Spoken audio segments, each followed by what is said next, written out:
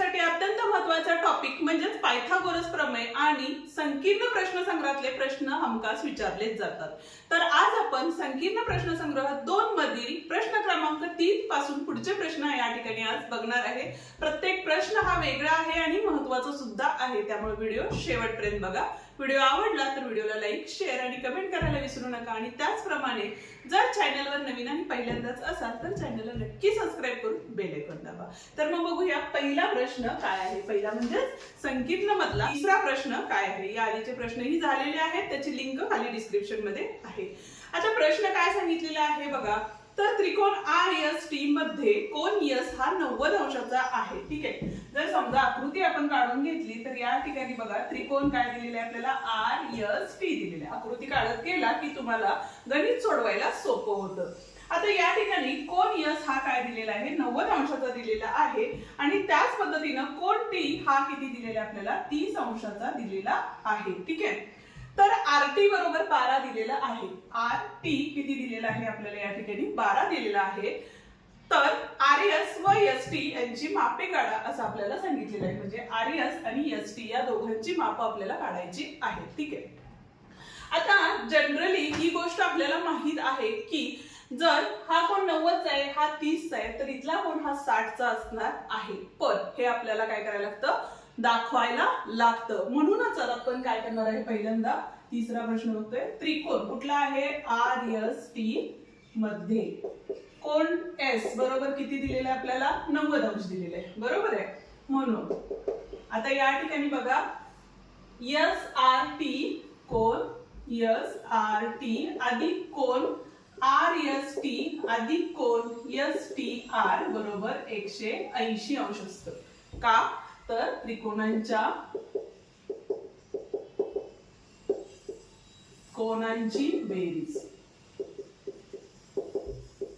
बरोबर आहे, आणि हे कारण लिहिणं गरजेचं आहे। ठीक आहे, आता इथं RST म्हणजे R कोण किती आहे हे आपल्याला काढायचं आहे, त्यामुळे तो कोण तसाच लिहून घेतला। म्हणजे इथं बघा कोण SRT अधिक कोण RST किती आहे तर 90 अंश आहे, बरोबर आहे, अधिक STR किती आहे तर 30 अंश आहे आणि बरोबर किती आहे 180। ठीक आहे, आता या ठिकाणी बघा कोण RST बरोबर 180 आणि या दोघांची बेरीज केली तर 120 होतात, ते अधिक होते, तिकडे गेल्यानंतर काय झाले वजा 120 झाले, म्हणजेच किती झाले इथं 60 अंश आले, बरोबर आहे। म्हणून कोण RST बरोबर 60 अंश। ठीक आहे, आता आपल्याला काय करायचं आहे तर बाजू RS आणि बाजू ST काढायची आहे। म्हणून 30 60 90 अंश कोनाच्या प्रमेयावरून काय असणार आहे 30 60 अंश कोनाच्या समोरील बाजू, तर 30 अंश कोनासमोरील बाजू ही कर्णाच्या निम्मी असते, बरोबर आहे। म्हणजेच या ठिकाणी काय झाले बघा RS बरोबर 1/2 गुणिले कर्ण काय आहे आपला RT आहे, बरोबर आहे। म्हणजे 1/2 गुणिले RT किती आहे 12, म्हणजेच काय झाले 12 बेके बे बेसक 12 6 आले। ठीक आहे, म्हणजेच उत्तर काय आलं बघा या ठिकाणी तर RS बरोबर 12 आले। ठीक आहे, आता आपल्याला ST काढायचे आणि इथं जर तुम्ही कारण लिहिलं तरीही चालेल। 30 अंश कोनासमोरील बाजू, ओके।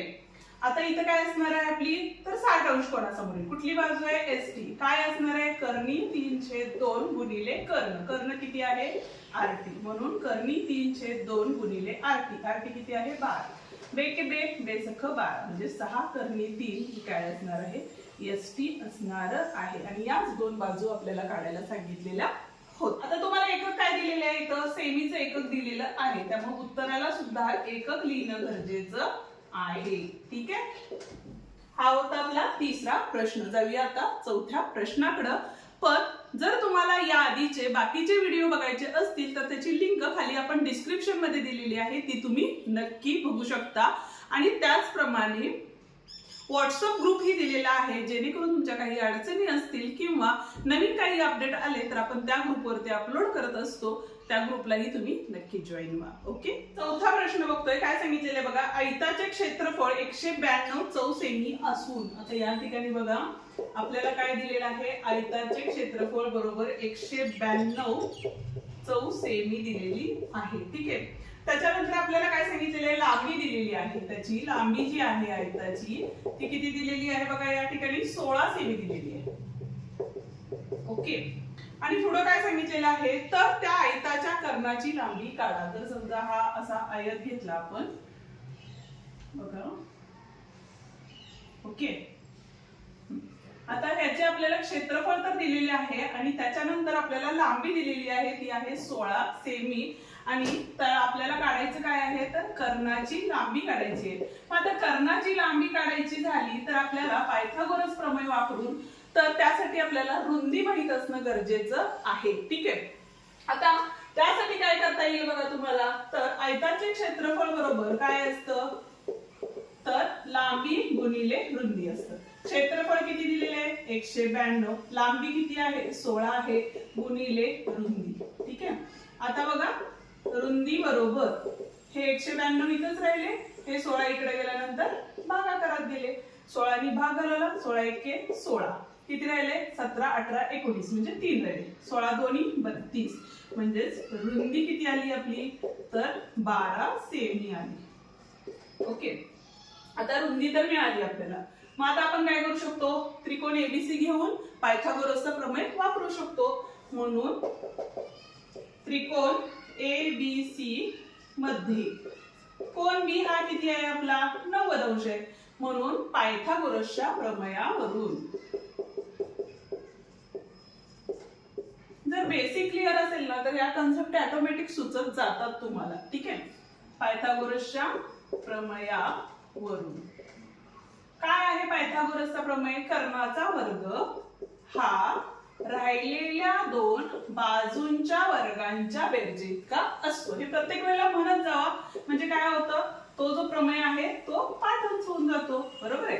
आता 12चा वर्ग हा किती असतो, 144. 16चा वर्ग 256. मी कालच्या व्हिडिओमध्ये पण सांगितलं तुम्हाला, वर्ग कमीत कमी तुम्हाला 25 ते 30 पर्यंतचे पाठच पाहिजे, त्याच्याबरोबर घनमूळ 20 पर्यंत तरी कमीत कमी पाठच हवे. ठीक आहे. आता या ठिकाणी बेरीज केली, 6 4 10 हातच्याला 1, 5 5 10 हातच्याला 1 आणि हे 4. वर्गमूळ घेतले तर एसी बरोबर किती आले आपले, 20 आले. बरोबर आहे. म्हणजेच काय असणार आहे, तर त्या आयताच्या कर्णाची लांबी किती असणार आहे, 20 सेमी आहे. ठीक आहे. आणि पूर्ण वाक्यात उत्तर लिहायला शिका. ओके. हा होता आपला चौथा प्रश्न. स्क्रीनशॉट हवा असेल तर स्क्रीनशॉट काढा, व्हिडिओ पॉज करून लिहून घ्या. नसेल तर तुम्ही स्वतः सोडवा आणि परत एकदा चेक करा की तुमचं कुठं चुकतं. 5वा प्रश्न बघतोय. काय सांगितलेलं आहे बघा, समभुज त्रिकोणाची उंची कर्णी 3 सेमी आहे. आता या ठिकाणी समभुज म्हणजे काय, तर समान भुजा असणारा जो त्रिकोण असतो त्याला समभुज त्रिकोण असं म्हणतो. आणि त्या त्रिकोणाची उंची ही किती दिलेली आहे आपल्याला, तर कर्णी 3 दिलेली आहे. आणि पुढे काय सांगितलेले आहे, तर त्या त्रिकोणाच्या बाजूंची लांबी आणि परिमिती या ठिकाणी आपल्याला काढायची आहे. मग आता परिमिती पाहिजे असेल तर आपल्याला लांबी सुद्धा काढून घ्यावी लागणार आहे बाजूंची. जर नाव दिलं तर इथं बघा A B C आणि D घ्या. ठीक आहे. त्यामुळे आता इथं काय होणार आहे बघा, तर समभुज त्रिकोणामध्ये सर्व कोन हे काय असतात, सर्व म्हणजे प्रत्येकी कोन हा काय असतो, 60 अंशाचा असतो. ठीक आहे. मग आता पहिल्यांदा आपल्याला काय करायला लागेल, तर इथला कोन 30 अंशाचा आहे हे आपल्याला माहिती आहे, पण ते आपल्याला काय करायला लागेल, लिहून दाखवावं लागेल. बरोबर आहे. मग त्यासाठी काय करणार आहे बघा, तर त्रिकोण, कुठला त्रिकोण घेतला आपण, ABC समभुज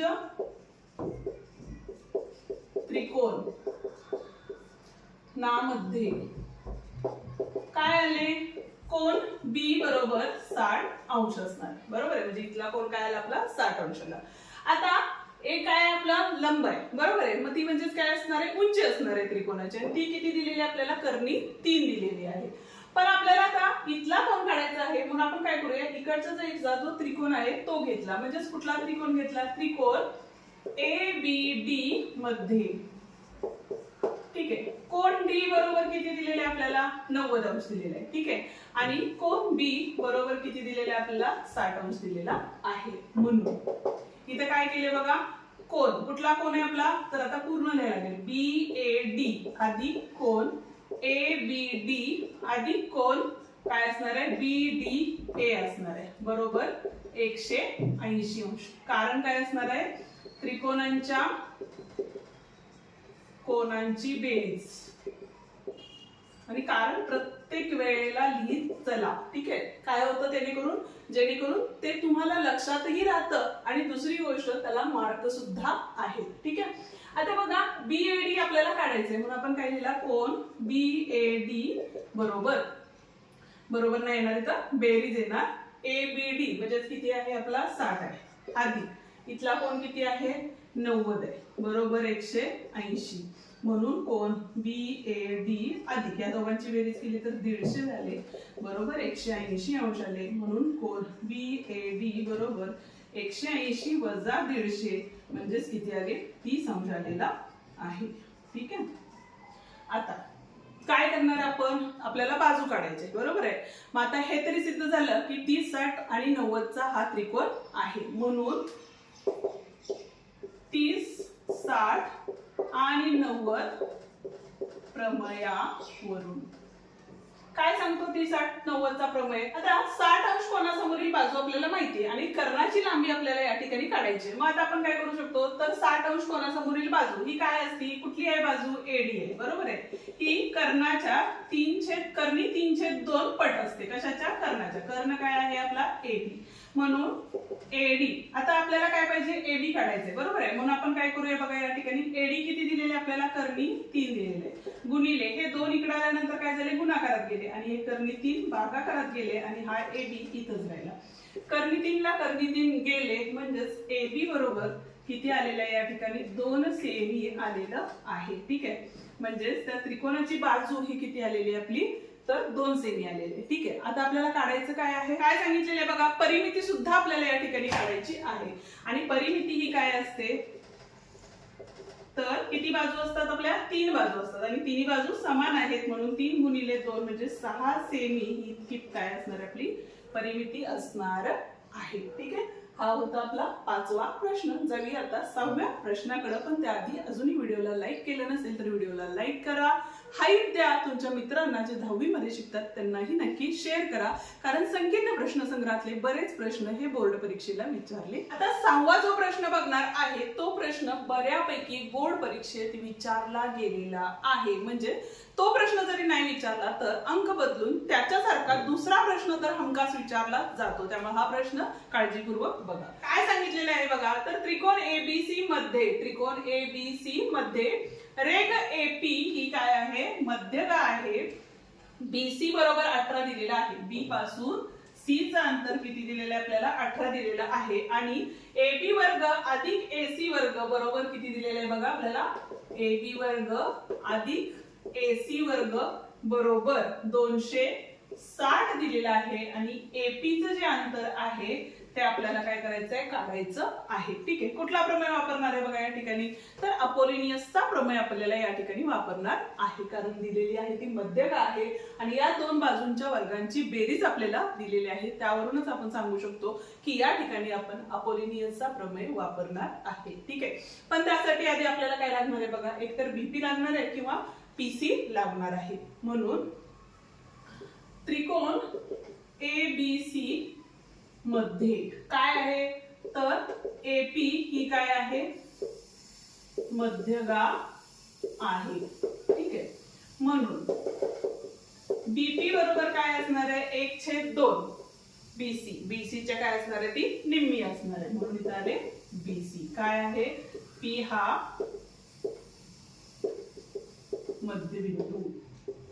ठीक आहे त्याच्यामुळे इथं बघा काय झाले BP बरोबर 1/2 गुणिले BC किती दिलेले आपल्याला 18 त्यामुळे इथे घेतले 18 बेके बे 92 18 म्हणजे किती आलेले आपल्याला 9 सेमी इतकं आलेलं आहे. सेमी मध्ये दिलेलं आहे का नाही या ठिकाणी एकक कुठलंही दिलेलं नाहीये त्यामुळे एकक लिहायची गरज नाही. ठीक आहे आता बघा BP किती आलेला आपला 9 आलेला आहे. ठीक आहे मग आपण काय करू शकतो तर अपोलिनियस